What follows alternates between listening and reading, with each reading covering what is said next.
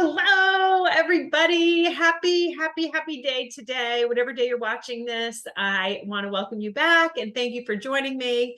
Excuse me, let me decline that. So I forgot to turn my notifications off, but I wanted to say hello and let you know that today is number 23 of the strategies, and that is inventory. If you're doing these day by day, of course, this is 23, but this is the 23rd strategy. Maybe you are binge watching. I don't know.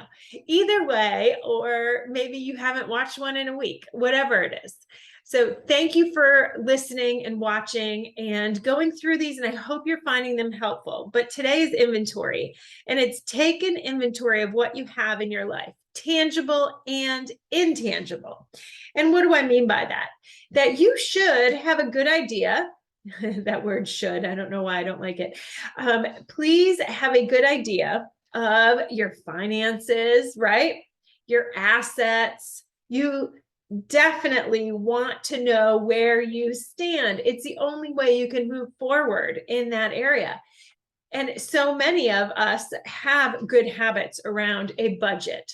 We know how much money we have. We know how much money we save. We know how much money we invest. We know how much money we have to spend. On the other hand, how many times have you taken an inventory of things in your office, of your closet, of your shoes? Oh my gosh, I have a funny story to tell you guys really quick. This is not going to be a very long video. When my daughter went to college, I decided I was going to channel my Marie Kondo and go ahead and put all my shoes into my daughter's room. Oh my goodness. If you asked me how many pairs of shoes I had, I would have said, I don't know, maybe 20, 30 at the most. I forget how many I had, but I think it was like 80. It was embarrassing.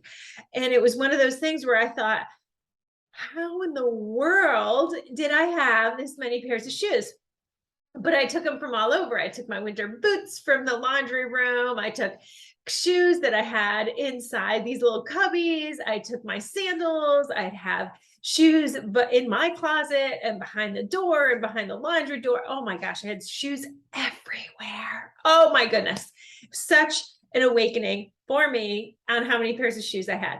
And so I do encourage you to take an inventory of your things, your items, because you'd be amazed when you put them all together, and it could just be your coats or your socks or whatever it is. But try to do that and see what you have and write them down. You can always video, right? That's an easy way. You can videotape. But even more deeper things, think about an inventory of your relationships. We did this with support a little bit with your support map.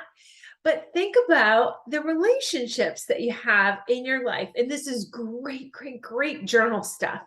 So sit down and really think and write down an inventory. It almost looked like I had a cut in my neck. And write down an inventory of the relationships that you value, people who you absolutely love and who mean so much to you, inside and outside of your inner circle. And you can do an inventory with a lot of other things. You can do an inventory on maybe people you're harboring some anger towards, and people that you need to forgive, things that you need to forgive yourself for, right? So as a Catholic, you guys, I think I've done some videos already. I don't know if this is in this series or not, but I am Catholic. And we go to confession as Catholics, or we're supposed to, at least. Not everyone does. But that gives you an opportunity to take an inventory of your sins.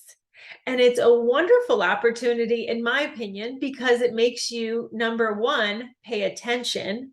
And number two, try not to do that again. Because sometimes if you're not taking an inventory of the things that you do, and we'll go into this more with habits, but it's hard to correct things that you don't even know you're doing, right? You don't know what you don't know. And I've heard it described as having a clean car, as your soul is clean after a confession, that you then don't put an umbrella in your car, and you don't just start putting garbage in your car after you've had it cleaned. Well, it's the same thing with our souls, right? When we take an inventory of something, we clean it, we like to keep it clean, just like my closet. When I clean my closet or a cabinet or whatever, my desk, and I clean it and organize it. So this is a little bit different than organizing. This is actually taking a listing and writing it down, videotaping, whatever it is.